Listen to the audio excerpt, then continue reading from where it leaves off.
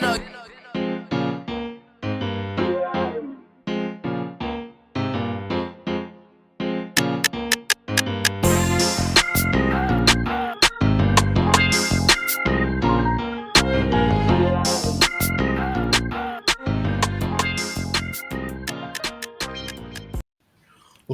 up, what up, what up? Welcome to another episode of New Orleans Basketball, New Orleans Network podcast.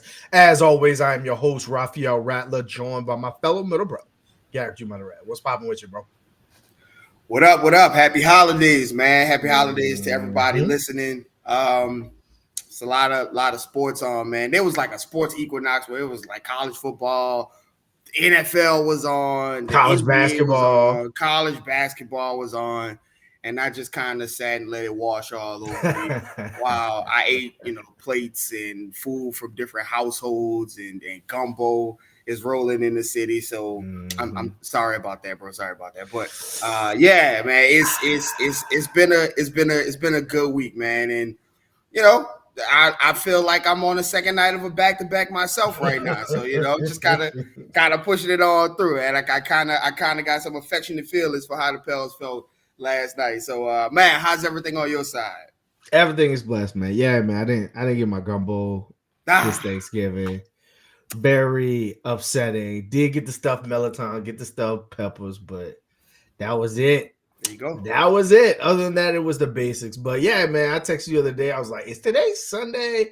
Is today Saturday?" Like it was throwing me off. But I will not complain about the influx of sports because that's what got me through the weekend at home with my three badass kids. So before we get too far into the show, make sure you guys follow us on Twitter, follow us on X, follow us on IG. Follow us on TikTok. That's NO Basketball, no E. Like the episode below. Happy Thanksgiving to everybody. I hope you guys enjoyed the time with your families. Hope you got some Black Friday shopping. That ain't my thing because I don't deal with lines. I don't do none of that. So apparently there was no lines. Okay, well. Wasn't no sales, wasn't no economy, wasn't no money. So everybody just kind of stayed at home and binge watch their show. So apparently there was no lines. Yeah, well, there it is. But make sure you guys subscribe to the channel New Orleans Basketball. So before we get into the game last night with the Pelicans falling to the Jazz 105-100, let's recap a little bit about what you saw throughout the week. So we saw a second Kings game, which the Pelicans, obviously we knew was going to be a tougher game than that first one. The Pelicans were able to hold on in that one. Then you saw a tough Clippers game in which, again, the Pelicans had another big lead but held on this time versus future Hall of Famer. So what were some of the themes from the week that you picked up on that you think are some things that the Pelicans can build upon as they continue through the season? Well, I think the first thing that they have to kind of build upon is learning how to protect leads, man. I just, even in the wins, right? Like even in the wins, we talk about basketball as being like this cacophony of like all of these guys kind of putting together their skills and getting on the floor and doing things. And I think when you look at them, you marvel about some of the best things that like these players, especially some of the players on the Pelicans, do, scoring and things like these guys. For guys who are so good at mid-range shots, missing free throws and turning the ball over. I mean, it doesn't matter how great you shoot. As if you're going to turn the ball over and miss free throws in the second half of games, you're always going to be in a dogfight, and you're always going to have an opportunity to give the other team an opportunity to come back in a game. And I think this is something that for they shouldn't be as bad as they are at the free throw line, and they shouldn't be as bad, turning the ball over in second halves. Like they do such a fantastic job coming out of games in the beginning of games. And it's just something that is just weird. It's a weird thing that keeps reoccurring over and over and over again. But one of the things that the positives that I did like is that this Brandon Ingram and Zion tandem is, I mean, it is hard. It is hard to defend because there's such unique mismatches and such unique can take advantage of different defenses that you run, right? We saw the Kings and the Clippers try to go like small, super smallish ball on them. And Zion, it was an issue, right? You couldn't guard Zion, and then you saw the Jazz and the Clippers also try to play with big men and use drop coverage to defend Zion, and Zion's taking up that space, and Brandon Ingram is they're using Zion as dribble handoffs now with Brandon Ingram, where he's in motion, dribble handoff right into the mid-range spot, where if your big man is playing drop coverage and giving Brandon Ingram that mid-range shot, then good luck hoping that he misses a lot of them. And it's fun to watch them kind of problem solving when they're problem solving at this level. And when they're taking everything that you throw at them and using it to their advantage, it becomes a problem. And that's before you even get into some of the shooters that you could potentially surround the Pelicans with, those two guys with. So I think, this tandem, this pairing between them, this recommitment to figuring this out and making this work is showing when those two guys play. I mean, they just straight up overwhelmed the Kings. Obviously that first game, but the second game too. And then obviously overwhelmed the Clippers at the end when Zion and Brandon Ingram just kind of took over the game. But the Jazz game was obviously second night of a back-to-back. You don't want to give too many excuses. But it was the second night of a back-to-back, missing a ton of people. Still a very winnable game. Still a game you had a lead in. But I think, if the Pelicans can keep Zion and Brandon Ingram up and healthy and in games, and especially if these back-to-backs are the things that Zion has to do in order to keep him healthy, right? You see how great he is when he plays. It just would be nice for the Pelicans to win some of these games that he isn't playing in. But overall, I think it's been a good week for the Pels, figuring some things out between Zion and Brandon Ingram and them closing out games where they need to, especially on the road. I think was a good showing. Yeah, I mean, you saw it in different facets, right? In terms of the BI and Zion duo, you saw them take turns with one person scoring 18 in a quarter and then another scoring 18 in a quarter. And on some facets, you're like, that's beautiful to see. But at the same time, you want to see, well, what are they doing together? Not just your turn, my turn. And then you saw some of that too. Like they closed out the game with a Zion BI two-man game. Like those are the things that make you effective when you're able to get the most out of your two best players together, not just their individual talent.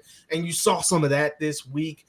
You mentioned like the Pelicans being able to get off to good starts. It wasn't that long ago we were talking about the Pelicans getting off to terrible starts. And the biggest change in between that time is the change to bring Dyson Daniels into the starting lineup. Look, even though they lost this one versus the Jazz, and even though they lost another tough one versus the Timberwolves earlier in the week last week, like the Pelicans have figured out like this is how we need to play. Defense is non-negotiable. Activity is non-negotiable. Getting in the pass lanes, communicating on defense, moving the ball on offense are non-negotiables. That's what we have to bring every single night, no matter who's on the court, to have a chance. And you saw that kind of show itself. They've embraced their identity. Somebody asked Willie Green what happened. What happened in the players only meeting or the team meeting that happened after the 5-game lose? It's like, listen, we bought into who we are. And we bought into how we need to play. And you saw that, right? It's going to be hard. Look, like it's going to be hard. I understand the talent that CJ McCollum brings and that Trey Murphy brings, but it's going to be hard for Willie Green to go away from this lineup. Like they've been suffocating not just teams, but like some of the best teams in the West that have some of the highest shooting power in the league. They've been suffocating those guys, Kyrie and Luka. De'Aaron Fox has been averaging 30. Paul George and Kawhi. Like Kawhi didn't even look like himself. Like I texted you, I've never seen like NBA stars be so like frustrated in a game. Like Dyson and Herb, they were like, all right, call the switch. Oh, damn, now I got Herb. Oh, damn, now there's Brandon Ingram. It was just a lineup of wings that no matter where you put the switch was, you had somebody who was 6'8" with a long-ass wingspan on the other side. And so, like, that is an advantage that the Pelicans have that I think they need to lean into. As far as, everything throughout the week and themes, the shooters need to get healthy, man, because I can't watch anymore Larry Nance and Cody Zeller and Najee Marshall. Like, Not necessarily that those players are bad, but all of them together on the court and saying Brandon Ingram go score or Jordan Hawkins go score, like that's tough. Like they got wins when Zion was there because Zion is a Hulk and it's easy for him to score points. When you take him away and you're like Brandon Ingram, I know there ain't no other shooter on the floor besides Jordan Hawkins, but go win us the game. That's tough. That's tough to overcome, right? Like you talk about the missed free throws. They shot 61% from the free throw line. Like the Jazz were leading the NBA in turnovers. They had 23 turnovers, but the Pelicans were tired and probably didn't have a lot of energy and weren't capitalizing on the turnovers. Like only 15 points off those 23 turnovers. Like that's the kind of stuff that, like, if you're not going to have your shooters and you're not going to have your cheat code in Zion, you have to win in those areas, and they just didn't. Again, it's one of those games, it's back-to-back. You're switching time zones again for the third time in 3 days, things like that. The LA to Utah back-to-back, I saw a lot of people in my mentions talk about how unjust that travel is. And it's not just the Pelicans fans. Like a lot of teams have had issues with that back-to-back, playing in California and then going up to Utah, because a lot of people don't know that they're in two different time zones, and like you lose that hour, you play late into the night, you're already thrown off.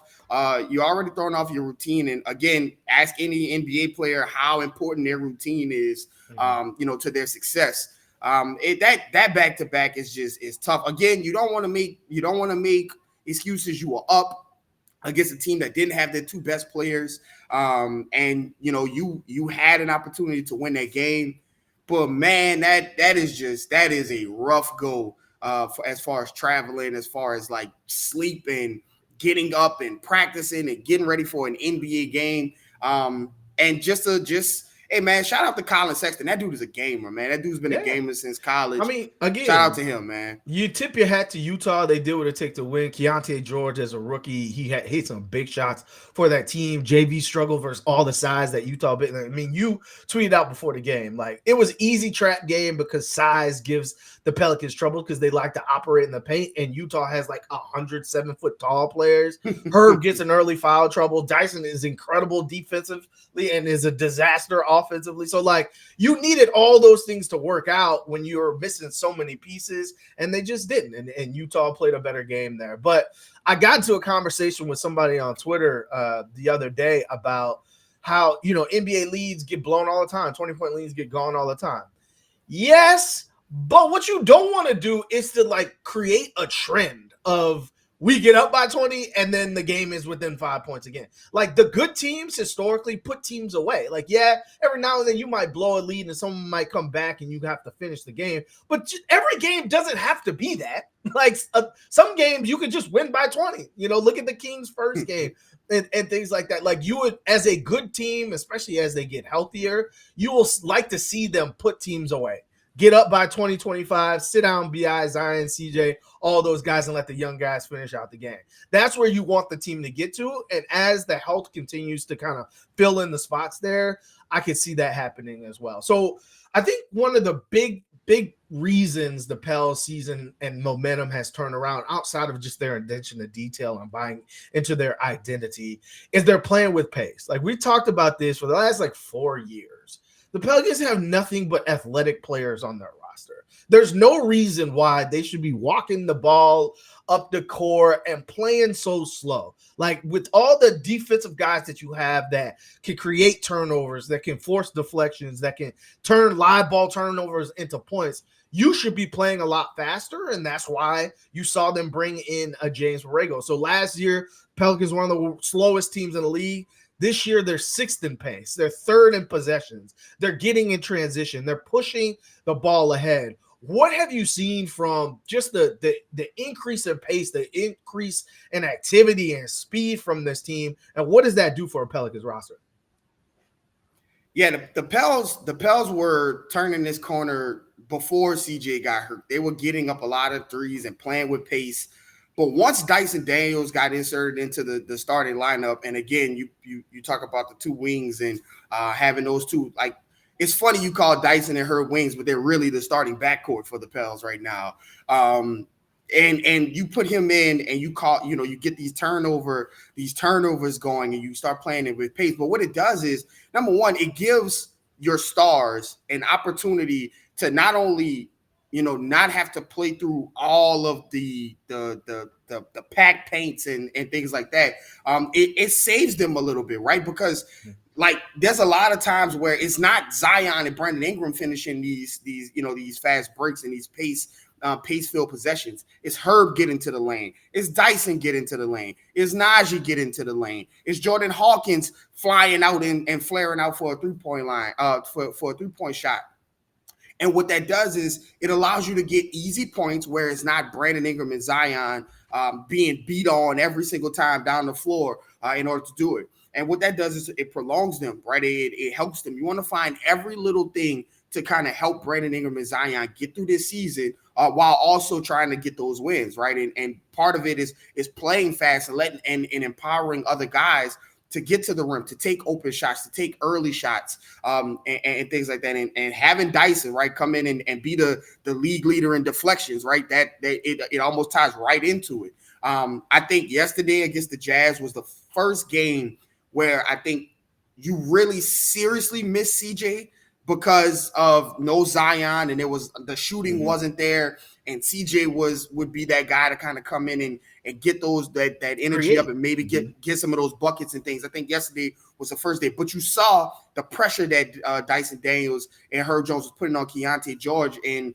that allowed you to get into transition. So you want to play with pace, you want to get into your offense early and get those shots up and get as many possessions as you can, right? With so much offensive talent on the floor, right? Especially when this team gets healthy, you want to make sure that they're getting as many possible shots as they can, right? And playing with pace, getting those shots up, having more possessions in a game allows your best players who are great offensively to be great offensively. So I think it's a bunch of things. If you watch the Pelicans play, and you see them at their best, it's when the transition is happening. It's when the ball is flying all over the place, and you can't key on any one particular person. And I think pace is the cornerstone, and James Borrego's offensive influence is the cornerstone of why you see this change and this uptick in pace in space. And I think the starting lineup now having Dyson in it, who doesn't need the ball, who is willing to get up off the ball quickly, who is also playing in the passing lanes and things like that. All of that contributes to the Pelicans playing in space, playing with pace, and turning their season around after that 5-game losing streak. Yeah, it's not just getting stops and running in transition, but even like off made basket, like they're pushing the pace and getting past half court with 20 seconds left on the shot clock. Like that's what you want to see from this team. So this is a topic that like you and I have been screaming about since maybe the Stan days. How if you've got two predatory wings, one of them should probably be on the court at all times. Like there's no reason why BIs, unless you've got a big lead or something like that, should both be on, or foul trouble, should both be on the bench. And what you've seen from Willie Green so far this season, while he's had both of them available, is you see him starting to stagger BI and Zion. So look, we talked about it just now. What the versatility of Dyson Daniels and Herb Jones, especially if they're going to be threats offensively. Like Herb, his biggest problem so far this year has been foul trouble, because like on the offensive end, he's been consistent. Like he's taken that third year Mikal Bridges leap where he's getting up 14, he's getting up 15, he's getting up 18 points a game, but like he's being taken out of the game for long stretches because he gets an early foul trouble and things like that. As far as Dyson goes, look, Dyson, I don't know if Dyson's ever going to be like a 45% three-point shooter. I don't know if that's going to happen. It's not. But Garrett, this man has to learn to dunk the damn ball. He is too athletic. I understand the floater. I like that he's added that to the game. I like the spin. Maybe we need to call Lyle, our friend in Australia, and figure out like what do they do over there that prevents this young man from dunking. Like there was a block last night where dunking, Dyson is at the rim. There's no reason to lay the ball up but to dunk it. And it gets blocked because he finger rolls right at the goal when his head is head to head with the rim. Like if he makes that switch, like I think he's gonna average like 5 more points a game anyway. Like he's gonna go to the free throw line or he's gonna get a dunk. Just because he turns the corner and he's immediately thinking floater instead of immediately thinking I'm gonna dunk on his head. And I think when he makes that switch, like he will be that much more of a threat offensively. But all that to side, if Herb and Dyson are going to be good enough on most nights offensively, like that's exactly what you will need around your two stars that are offensively driven, right? And have JV pick his spots and be aggressive to shoot the three and to be aggressive when he has a mismatch in the post. That is a strong starting lineup.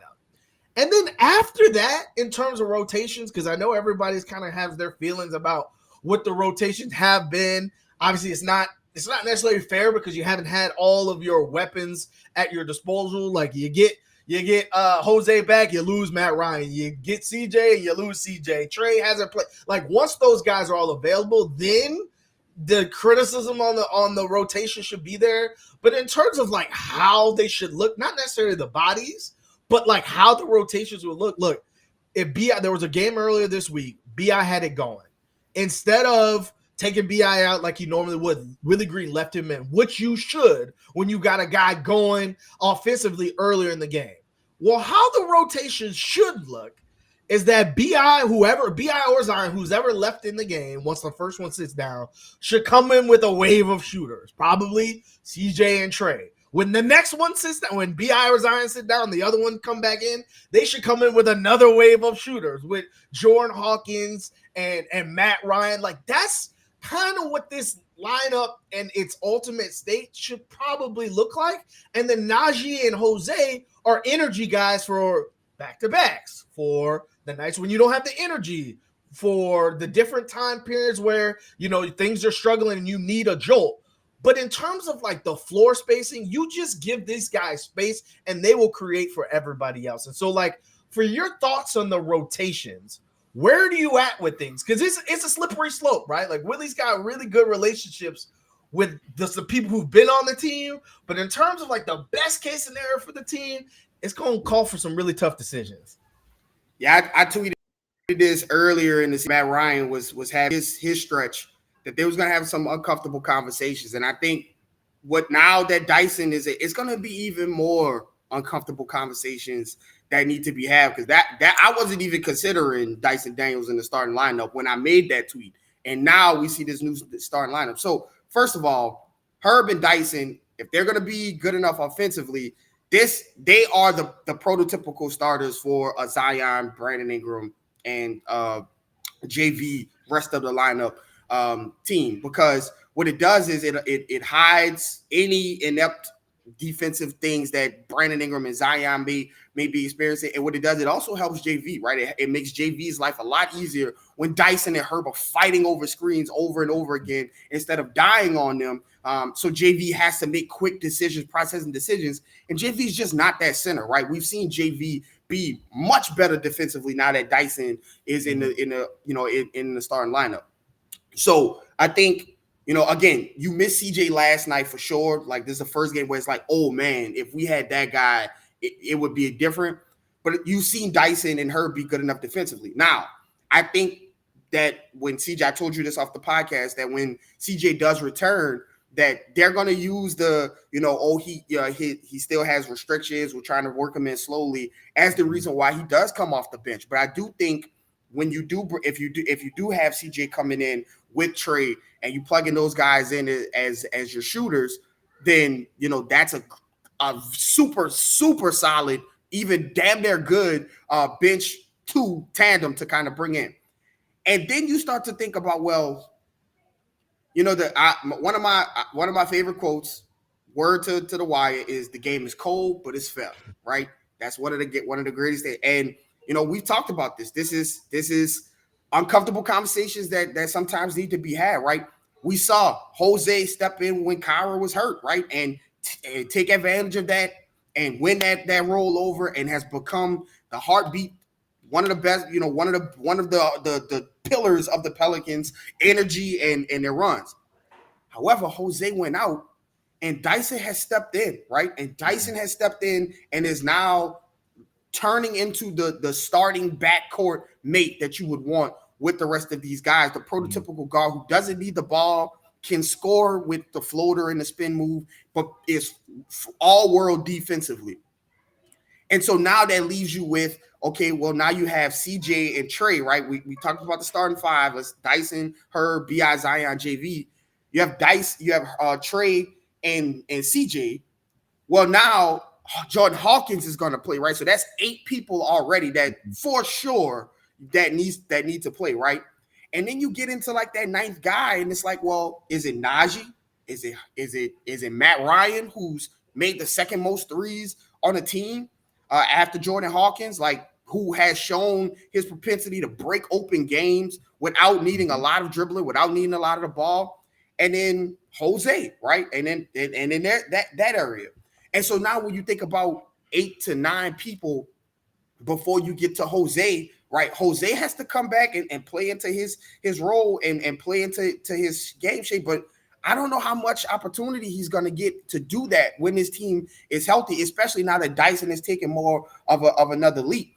And so there's just a lot of things. And right now, the thing that Willie Green is struggling with as far as rotation wise is that he's not allowing you made a good point about Brandon Ingram to stay on the floor when he's hot. Well, Jordan Hawkins had a game where he was rolling, and like you take him out, he's not in foul trouble. He's not giving up defensive. And Jordan Hawkins, he's not out of gas because that kid can go, man, phenomenal shape, runs all game long.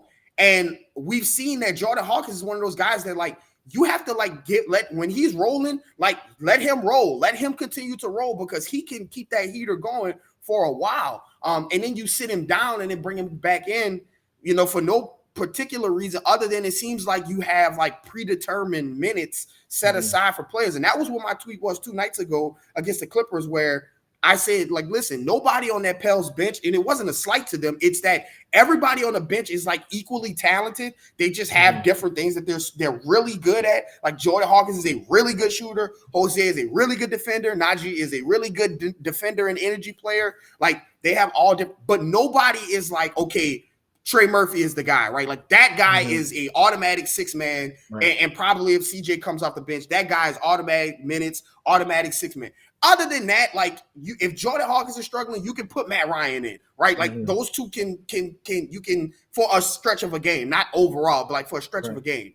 So like it's just difficult to watch, having guys who are rolling. Like leave them in and let them play, right? Like let them play until it rolls. But like nobody on that bench should have specific. Okay, I don't care that Jordan Hawkins has 13 minutes. Najee needs to get in right now, or things like that. Like I don't think that's something that the Pelicans do. You talked about it last season, and even coming into this season.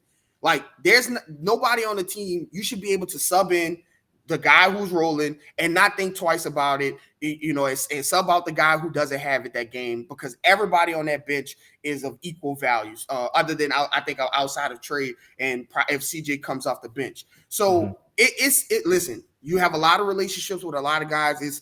It's the cost of having a young team, a tightly connected team, a team that is really like friendly with their coach. Like it is the price of business, right? At some point, these guys are, you have so many good guys that sometimes guys are not going to play the right time. And it's okay if it's for the betterment of the team. So like you said, once everybody gets back, it's going to be very interesting to see the conversations and the decisions that need to be had with guys who are pillars of the Pelicans team, who have been here through the ups and the downs and have played through times where Brandon Ingram wasn't playing and Zion wasn't playing.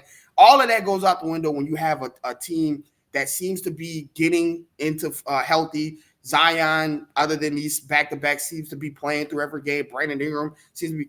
This team is, if you're going to compete, toes might have to be stepped on, and that's just the way it's going to be. And it's okay. It's the price of having a talented roster. Right. I mean, I stood on this point for a long time. The benefit of being a deep team is being able to use that deep team at different points in the game all throughout the season. Look, if you've watched the Pelicans for any amount of time, you know that they are not going – I mean, we've already made it almost 20 games, and they haven't been healthy. people are going to get their opportunities to play throughout the year because people are not going to be healthy all the time. But when healthy, to your point, you play what the game calls for. If you need someone who's lighting you up off the bench, Jose, Najee, that's what they're there for. If you need floor spacing for BI and Zion, that's what you have all those shooter for. Like you talked about, there's no way that CJ McCollum and some of these guys saw Trey Murphy coming. Well, there's no way in hell nobody on the roster saw Jordan Hawkins coming, who's 12th in the NBA and 3-pointers made. There's no way. And so in that scenario, you've got to your point, ride the hot hand depending on what's available. And because you have a close-knit group, people should understand that. Like Najee and Najee's on, a restricted contract. Jose just got a contract, but they're paid like energy guys. They're not paid like high-end role players, right? And so to your point, there's got to be a little bit of give and give of what is the game called for and what do we need at this time, and everybody needs to be accepted with that. If you can ask Zion and BI, hey, we need you to do more on the defensive end because that's who we are. You can then ask, hey, CJ, we may need you to come off the bench because it's better to have Dyson in the starting lineup. Hey, Jose, we may have to be sporadic, and Najee, we may have to be sporadic with your minutes because it's better to have space. If everyone is sacrificing, that's how you win as a team. That's what it takes. So we talked about 3-point shooting and how like it's been tough over the last couple of weeks because you're without, the majority of your shooters. But I think it's something that we got to keep harping on. It's always going to be the quality over the quantity for this team. Like they're never going to lead the NBA in 3-point attempts. Like they're 24th in 3-point attempts before last night, which was abysmal. They were top 12 in 3-point percentage because guess what? The looks they're getting are wide open because you have Zion and Brandon Ingram. And oh, by the way, you're passing it to some of the best shooters in the league and Jordan Hawkins and CJ and Matt Ryan, and Trey Murphy hasn't even played yet, right? And so in those scenarios, the quality of your threes look much different than everybody else. So you got to hit those when they're open. But in terms of like last night, you saw Najee like forcing three. You saw Jose forcing three because like that's what we need to do. We need to shoot threes. Like even when they were off rhythm, like and like half court three, like why are you shooting that? That's unnecessary. But I think the tough part for a young team that's trying to figure out their way and trying to figure out how to be effective in their spots and complement their stars is to know that like your best attribute is still getting to the rim. Take the ones that are open and take the ones that are in rhythm, but don't try to be something that you're not. What are your thoughts on just how the 3-point game has developed for this team so far this season? Yeah, look at how the Kings game and the Clippers game ended, right? It ended with Brandon Ingram at the rim, putting the game away. And the Clippers game ended with Zion taking the ball from James Harden and laying the ball up. Like that is the bread and butter. That is the when it comes down to it, playing at the rim is where where this team is. Now, you have, especially now with this founding of these new shooters that the Pels have, like you have guys who should be shooting, right? Like your job is to shoot. So you shoot the ball, right? Like Brandon Ingram has even incorporated, right? I tweeted about like he took the running joke at FIBA. Steve Kerr parked him in the corner like prime Ryan Anderson. He went into the lab and worked on his catch and shoot skills, and now he's even hitting catch and shoot threes. But you have guys whose job it is to shoot the ball and shoot threes, and it goes to your point about quality over quantity, right? Like you want those guys taking the quantity because they're probably going to be good quality shots for those guys as well. And so when you bring in guys like Jose and Najee, and you're asking Dyson to hit 4 and 5 and 6 threes, like that is where it gets a little shaky, right? That's where you start to see games like last night, right? And so like the 3-point shots that the Pelicans are taking, they're good ones, right? Like a lot of them, like even Brandon Ingram's yesterday, a lot of them were wide open because you can move the ball so much and have other guys who have to have attention on them.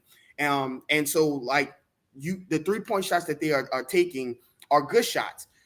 You just have to maintain like and understand that 3-point quantity right now for the Pelicans looks like the way it does, right? The guys who are shooting, who need to be shooting, those guys shooting, Brandon Ingram shooting. You can't get out of yourself, right? expect Jose and Najee, and even like Herb is playing really great basketball. Some of the best basketball I've seen from a Pelicans role player in a long time. But like even he shouldn't be taking 6 and 7 and 8 threes, right? Like you have guys to do it. The shooters are not there. And so you have games like yesterday where you don't have any of them, and you see, look at the 3 percentages yesterday. But when those guys get back, like there are guys who there's enough guys on this team. Like if you're trying to get up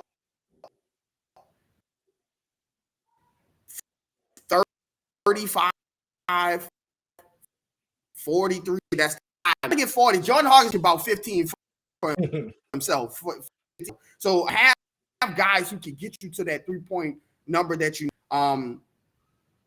it's just about having those guys take the shot. So yesterday was ugly. Like I tweeted at the beginning of the game, I think this is a professional basketball game that I'm watching. It didn't look like it to start off. And between the Pelicans shooting and giving up the second half lead, it didn't finish the game as one. But I think the shooting is there for the Pelicans, and they have a good formula of taking good ones that can be made. I just think that when other guys come in the game who's not the greatest shooters and they get empowered to start taking shots and it gets away from the offense and it gets away from the things that are working, I think that's where the Pelicans run into a little bit of trouble. Yeah, just because the 3 is there doesn't mean you have to take it, right? Like with the Jazz coming up on Monday, it's the beauty of the NBA. You get a chance to rectify your sins very quickly with a lot of these home and homes and things like that. How did the Pelicans respond? Hopefully you have Zion back. Hopefully you get CJ and Matt Ryan and Trey back in the next week or so. But how do they respond, right the ship, and get back to their winning ways? Well, one good way is to have Zion available. That seems like that would be a good thing to have available against the Jazz. But I think the Pelicans team is better than the Jazz. Like the roster is obviously better. You had a good formula once that clunkiness of the first quarter stopped. You had a good foundation. You started to see them attack the basket more. Some of the shots started falling. I think as long as they don't shoot as bad as they shot last night, and again, second night of a back-to-back of the worst kind of back-to-back, right? Like when you go from Cali to Utah, I cannot explain to you how tough of a matchup that is, especially playing in altitude up in Utah. There's just a lot of things that went into that. And again, not an excuse. Pelicans probably should have won that game, but I think that they'll perform better, once they get some rest. Then and get some and kind of regain their focus and get back to a routine that's comfortable for them. I think that they'll shoot better. You'll see a better performance. Hopefully Zion gets there. But I think as long as you play your brand of basketball, moving the ball, getting deflections, getting steals, playing in the passing lanes, and then allowing the players, the best players on the team to be that and attack some of these not so great defenders, right? There's a lot of times where Keontae George wasn't attacked on defense. A lot of times where you saw that JV had some mismatches because of switches that he could have taken advantage of. There's just a lot of things in that second half that the Pelicans could have done. But all in all, they have to figure out the second half adjustments and keeping the intensity coming in the second half. You've seen it when it does happen, when the Pelicans come out the second quarter, in the third quarter, and they do look great, right? And they do continue to keep their foot on the gas. That they look like a ferocious team, but it's just you have to make sure that you are keeping that same energy when you come out the second half and not letting teams come back into the game, because the 3-ball is the great equalizer on offense. But I've said the great equalizer for a comeback is missed free throws and turnovers. You do those in the second half of games, you are welcoming any team in the NBA, no matter who is playing, to come back and make it a game. So I think the Pelicans ought to put out a better showing in the game Monday. And I think that they come out and they play better. Zion should be back. And so it should be a lot more opportunities for free throws, a lot of opportunities for open shooters with Zion on the floor now. I think that they'll play a lot better, and I think that they get back to their winning ways after a crazy back-to-back travel situation, especially going late into that game against the Clippers where you had to like pull it out at the end and then to turn around and go to Utah. Just was a tough thing for them to do, and I think that they played. I tend to agree. I think CJ McCullough talked about this last season. You got to win the games you're supposed to. This under 500 teams, you got to get all those wins because the West, I don't know if people have been paying attention, but it's going to be a dogfight all year long. Like those 5-game losing streaks and 10-game, if you get one of those this year, it's going to be tough to pull yourself out. But that's all we got left for the people today. What you got left, Garrick? As always, you never know what people are going through, so give someone a smile a day. It's the holiday season. Everybody spread some cheer, go touch grass a little bit, and allow yourself to be warped up. And it is already tough out here in these streets as far as life goes, man. So just enjoy your family, enjoy the time that you have. Be nice to somebody. We get to watch the Saints in a little bit. Should be fun. So good luck to those guys. Shout out to UL for going bowling. Shout out to LSU for a good season. Jaden Daniels for Heisman. Follow myself at Garrick_Rattler. Follow my brother Raphael_Rattler. Follow the page at NO Basketball No E. That's on Twitter, on Instagram, or X, wherever you get your socials. And most importantly, subscribe to New Orleans Basketball, and we'll see you guys next time.